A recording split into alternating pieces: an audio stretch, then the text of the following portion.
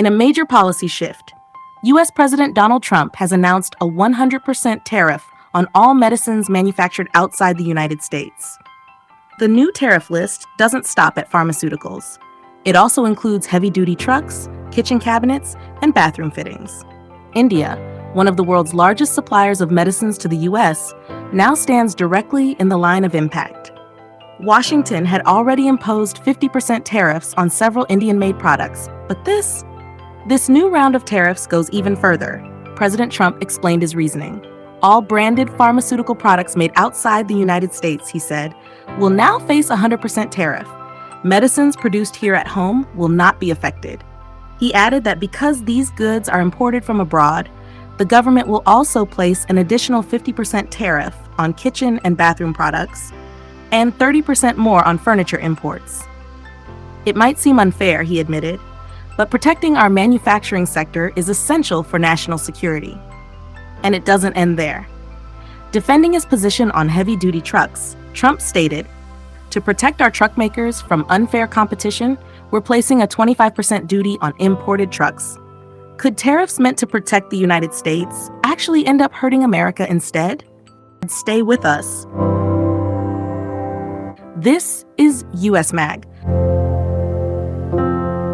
In a recent statement, U.S. President Donald Trump made a direct call to Indian Prime Minister Narendra Modi, urging him to purchase more American defense equipment. Trump said trade between the United States and India should be based on equality, a partnership where both nations benefit fairly. For years, Trump has referred to India as the tariff king, a phrase that reflects his long-standing complaint that India sells far more to America than it buys in return. Behind that label lies a deeper economic concern, a growing trade imbalance between two of the world's largest democracies. During his first term in office, President Trump made a significant move. He revoked India's trade privileges under the Generalized System of Preferences, commonly known as GSP. Before that decision, India had enjoyed the ability to export certain products to the U.S. duty-free, a benefit that helped its industries stay competitive in American markets. But Trump's administration argued otherwise. They claimed India was blocking American companies from entering its markets, restricting access, creating obstacles, and in turn, hurting the U.S. economy. At the time, Washington's position was clear. Fair trade cannot exist when one side opens its doors and the other keeps them half closed.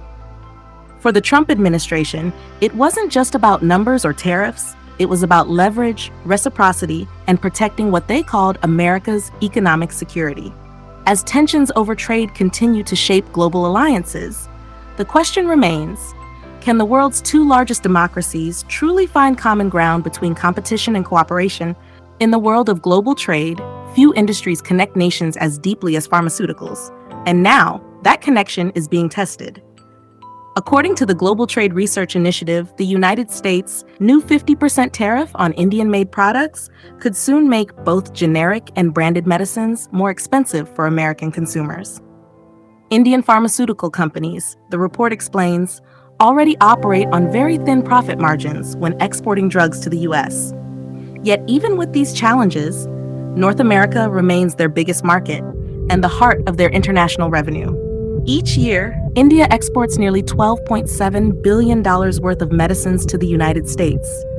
But the majority of these shipments are generic drugs, low-cost alternatives that power much of America's healthcare system. They're the invisible lifeline, the pills and treatments that keep costs down for hospitals, pharmacies, and millions of American families. Still, not everything that leaves India's factories is generic.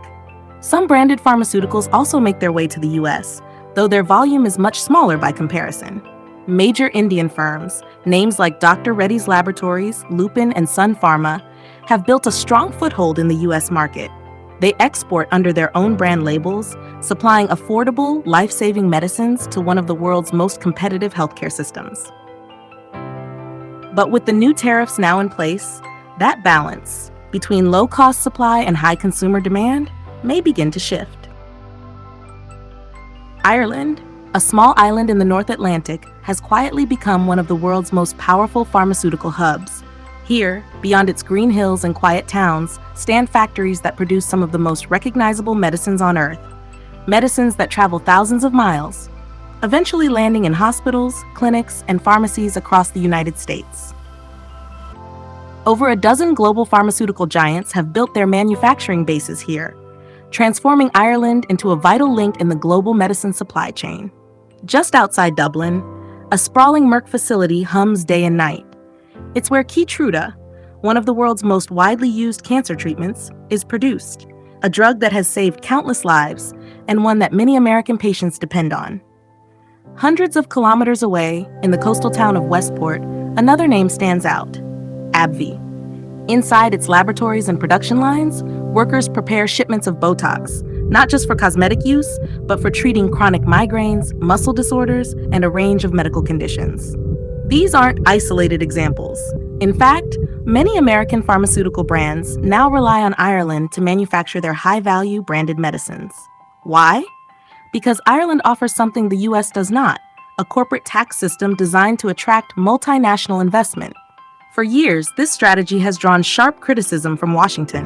President Donald Trump has repeatedly accused Ireland of luring US drug makers overseas with unfairly low tax rates. According to him, these policies encourage American companies to move jobs, profits, and production out of the United States, leaving behind what he calls hollowed-out industries.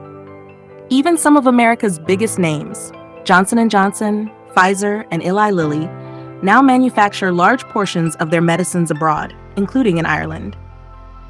To Washington, that means billions of dollars in potential tax revenue lost each year. And as the US government tightens its trade policies, Ireland's pharmaceutical dominance has increasingly come under the microscope. Recently, US Commerce Secretary Howard Lutnick described Ireland's tax structure as misleading and unfair. He warned that the administration is considering new measures to limit what he calls profit shifting, the practice of moving company earnings to low-tax countries to reduce obligations back home. In the vast web of global trade, few relationships are as vital or as delicate as the one between India and the United States when it comes to medicine. Nearly half of all generic drugs sold in American pharmacies trace their origin back to India's pharmaceutical factories. These are not flashy brand name pills. They're unbranded alternatives, produced to deliver the same treatment, the same healing, at a far lower cost.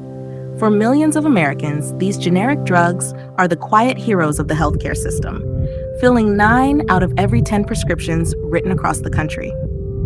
Behind this affordability lies a global partnership, one that helps the United States save nearly $219 billion every year, according to data from health research firm IQVIA. But experts warn, this balance is fragile. If trade tensions rise, or if higher tariffs are imposed, many Indian pharmaceutical manufacturers may struggle to survive. And that could trigger a ripple effect, a shortage of essential medicines, and a sharp increase in prices across American pharmacies. Because when the world's largest supplier of affordable medicine faces barriers, it's not just trade that suffers.